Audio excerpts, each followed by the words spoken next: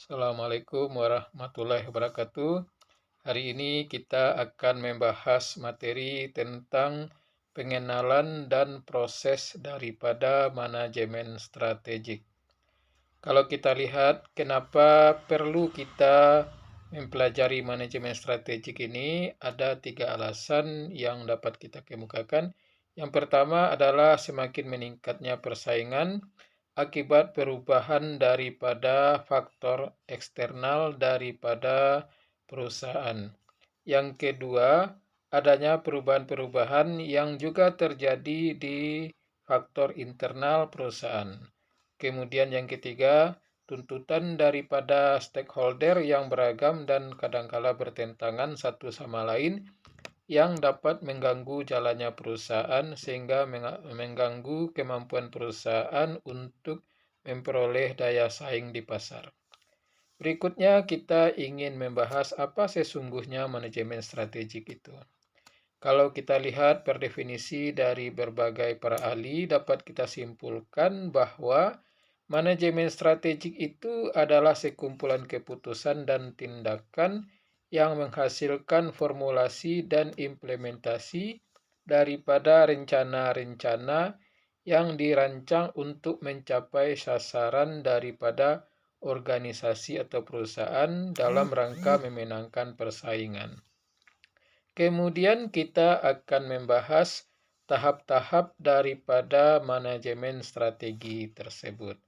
Kalau kita lihat secara garis besar, tahap-tahap dari manajemen strategi itu ada 3. Yang pertama adalah menformulasikan strategi.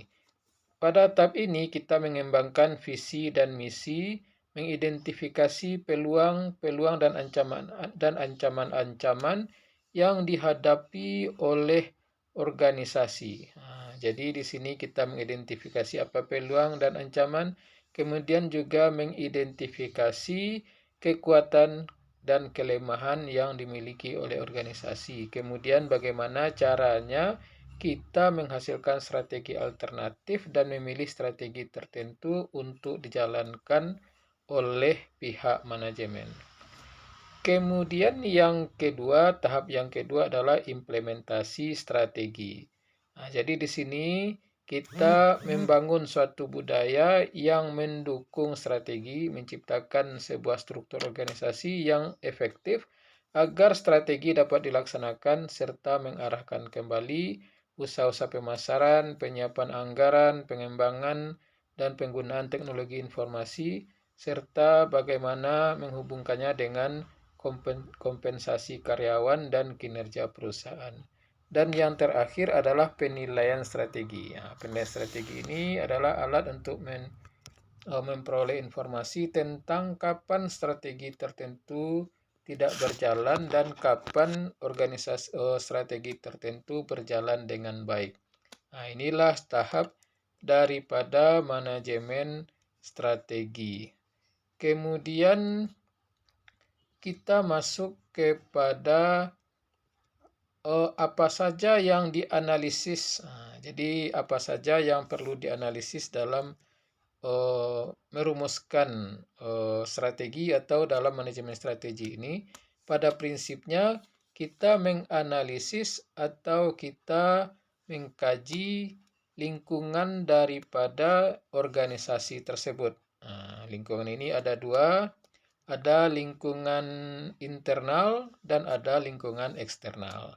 Kalau kita lihat lingkungan internal itu adalah segala sesuatu yang mempengaruhi aktivitas dan kinerja perusahaan yang berasal dari dalam. Di sini kita akan menemukan kekuatan dan kelemahan daripada perusahaan atau organisasi yang sedang kita jalankan.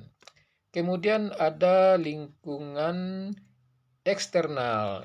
Di lingkungan ini adalah segala sesuatu yang mempengaruhi jalannya perusahaan yang berasal dari luar perusahaan. Dan ini tidak bisa dikendalikan oleh perusahaan. Perusahaan hanya bisa menyesuaikan diri terhadap perubahan-perubahan lingkungan eksternal. Dalam lingkungan eksternal ini, perusahaan-perusahaan, para manajemen atau perusahaan akan mendapatkan peluang dan memanfaatkan peluang tersebut serta apa saja ancaman-ancaman yang dihadapi oleh pihak manajemen yang berasal dari luar daripada perusahaan. Kemudian kita masuk kepada manfaat daripada manajemen strategi. Yang pertama adalah kegiatan perumusan strategi akan memperkuat kemampuan perusahaan mencegah masalah yang terjadi. Yang kedua, keputusan strategi yang didasarkan pada kelompok mungkin sekali dihasilkan dari alternatif terbaik yang ada. Kemudian, kesenjangan dan tumpang tindih kegiatan di antara individu dan kelompok dalam organisasi berkurang karena partisipasi mereka dalam perumusan strategi. Kemudian yang keempat, adanya penolakan terhadap perubahan yang dilakukan perusahaan dapat dikurangi. Kemudian yang kelima, dapat adanya keterlibatan karyawan dalam perumusan strategi meningkatkan pemahaman mereka dalam kaitannya dengan produktivitas mereka dalam menjalankan tugas mereka di dalam perusahaan. Kemudian kita masuk ternyata perencanaan strategi ini juga memiliki kelemahan. Apa kelemahan daripada perencanaan strategi? Yang pertama adalah perencanaan strategi ini memerlukan waktu yang lama, sehingga menyita waktu para manajer untuk melakukan tanggung jawab operasional mereka. Kemudian, para perumus strategi yang tidak terlibat secara dekat dalam implementasi strategi akan mengelakkan tanggung jawab individual mereka. Dan yang ketiga adalah para bawahan yang berpartisipasi dalam perumusan strategi menjadi kecewa karena harapan-harapan mereka tidak menjadi kenyataan. Ya, nah, jadi itulah materi kita hari ini dalam manajemen strategi. Semoga ada manfaatnya. Kita tutup dengan membaca hamdalah. Alhamdulillahirabbil alamin. Assalamualaikum warahmatullahi wabarakatuh.